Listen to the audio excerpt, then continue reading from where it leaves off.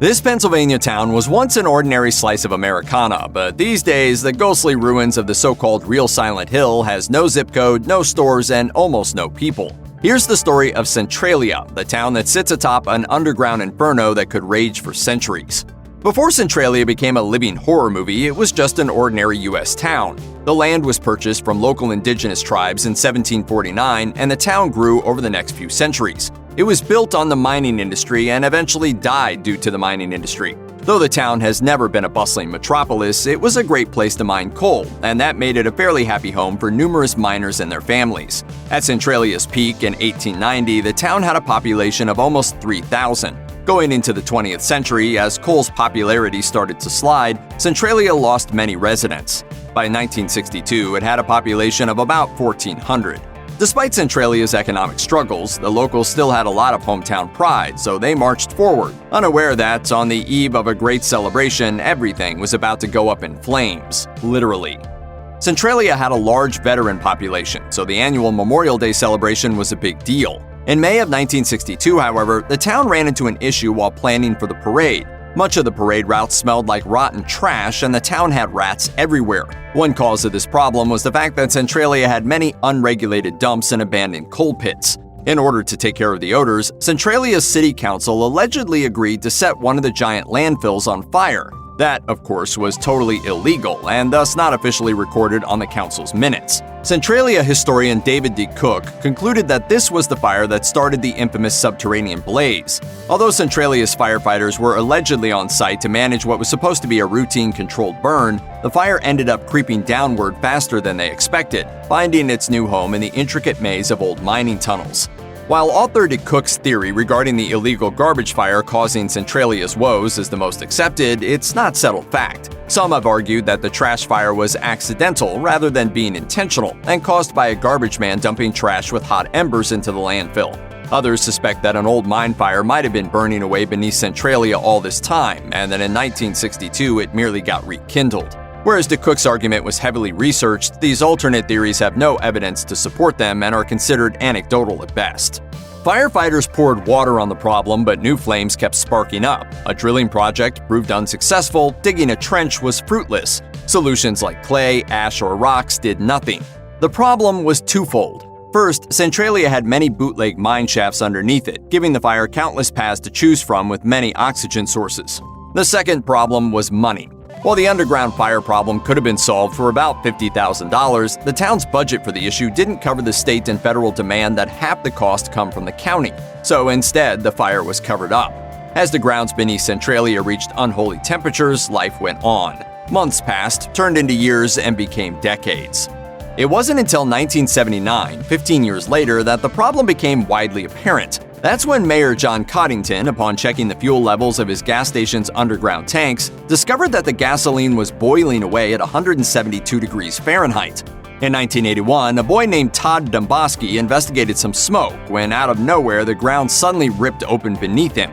The boy dropped 3 feet down, but survived thanks to his desperate grip on a miraculously well-placed tree root and the help of his cousin. Eventually, it attracted all the major news media in the country and the world, really. The Centralia apocalypse grew only more apocalyptic from there. Houses tilted like mad, lethal carbon monoxide gases spewed into people's basements, sinkholes opened up all over the woods and streets without warning. It's pretty hard to leave your home behind forever, even if the warning signs are red hot. By 1981, some Centralia residents still refused to leave their homes, falling prey to conspiracy theories about how the fire beneath them was an attempt by coal companies to steal their land. Some refused to install gas detection machines, even as their neighbors were sickened by the lethal gas. Centralia became fractured both physically and socially, with a fervent battle waged between the cold-side Centralians, who were largely unaffected, and the hot-side Centralians, who were far more concerned about a mine fire directly beneath them. Question: after decades of inaction, debate, and horror stories, how was it possible for the U.S. Congress to fix a hellish fire burning beneath an American town? Answer: they didn't. In 1982, they just booted everyone out by approving a budget of $42 million and paying everyone to leave. The exile process was voluntary, but most people found it easier to leave after getting paid. Every time a family shipped out, the property was bulldozed. That was the end of it. They had to chase everybody out because people were getting gases in their basements from the fire. By the early 90s, most of the original Centralians were long gone, but there were holdouts. Most of them were more forcibly relocated by Pennsylvania Governor Bob Casey through a declaration of eminent domain. A few diehards dug their feet in, leading to decades of legal battles. It took until 2002 for Centralia to become a true ghost town when its zip code was revoked. The sheer length of time that Centralia's fire problems went untreated, and the complexity of the situation with that whole maze of old mining tunnels, eventually made the issue too expensive to fix. The Centralia fire may burn for another 250 years, thanks to the plethora of coal down there. Now that the town has been mostly abandoned, everybody's done pumping water down there, and nobody's expecting a miracle. There are still people living in Centralia. Not many, it's believed to be 6 or 8 at most, but they're around. These dedicated Centralians spent decades battling for their homes, leading to a 2013 court decision that allowed them to stay, provided that their properties went back to the government upon their deaths. It's hard to pinpoint why these folks became so dedicated to living in a toxic place with no mailing addresses, no police department, and graffiti-covered streets. Nevertheless, it's what they want, and they fought for it. One building that has held up remarkably well is Centralia's Ukrainian Catholic Church, a beacon of strength to the former Centralians who still visit. This church, this parish, serves as a focal point for the people who were dispersed.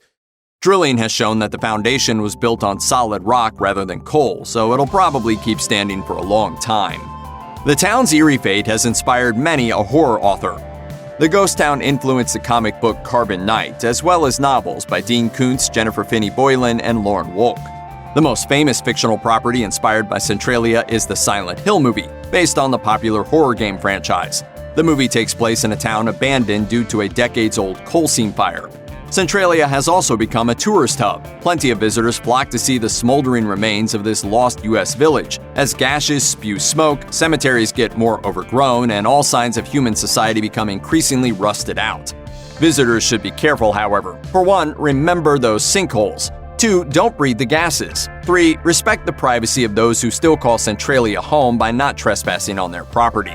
By 1966, Centralia's underground fire had already been burning for a few years, but nobody had any idea how bad it would get. So the Centralia American Legion celebrated the town's centennial by burying a time capsule near the St. Ignatius Cemetery. The goal was to open it 50 years later in 2016 to commemorate Centralia's 150th anniversary. Good news, the time capsule was uninjured by the fire. Bad news, May of 2014, 2 years before the capsule was set to be opened, some vandals tampered with the capsule. This forced an early reveal, just to make sure nothing had been stolen. While many of the items were moldy, others were still well preserved, and these relics were given back to the families who donated. In the end, the fate of the time capsule is perhaps a perfect embodiment of this town's unfortunate legacy.